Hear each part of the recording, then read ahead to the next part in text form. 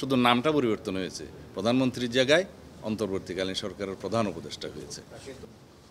সরকার সাংবিধানিক প্রক্রিয়া গঠিত হয়েছে, সাংবিধানিক ধারাবাহিকতা রাষ্ট্রে অক্ষুণ্ণ আছে, সংবিধান বহাল আছে, সংবিধান অনুসারে সরকার যা যা করতে পারে সেটা এই সংবিধানেই উল্লেখ করা আছে, এবং নির্বাহী বিভাগ, বিচার বিভাগ, প্রশাসন বিভাগ এই সংবিধান অনুসারেই চলছে। সুতরাং এখতিয়ার নিয়ে কেন প্রশ্ন আসবে? এই সংবিধানে তো সব কিছু ডিটেইলড আছে যে নির্বাহী বিভাগ বা এই অন্তর্বর্তীকালীন সরকার প্রধান নির্বাহী হিসাবে কী কী এখতিয়ার করতে পারবে সব কিছু বলা আছে। এখন বলা হচ্ছে প্রধানমন্ত্রী তো নাই, অন্তর্বর্তীকালীন সরকার তো তত্ত্বাবধায়ক সরকার না, এই টার্মটা তো সংবিধানে নাই, তাহলে এটা সংবিধান ভায়োলেট হলো কিনা? মোটেও না। যেহেতু আর্টিকেল 106 অনুসারে সুপ্রিম কোর্টকে, আপিল বিভাগকে সেই দায়িত্ব দেওয়া হয়েছে, এখতিয়ার দেওয়া হয়েছে অ্যাডভাইজারি রোল হিসাবে, প্রেসিডেন্ট সেই হিসাবে অন্তর্বর্তীকালীন সরকার গঠন করেছে।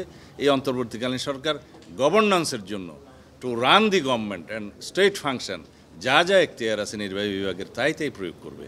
এখানে কোনো কিছুই আনকনস্টিটিউশনাল নয়, শুধু নামটা পরিবর্তন হয়েছে, প্রধানমন্ত্রীর জায়গায় অন্তর্বর্তীকালীন সরকারের প্রধান উপদেষ্টা হয়েছে।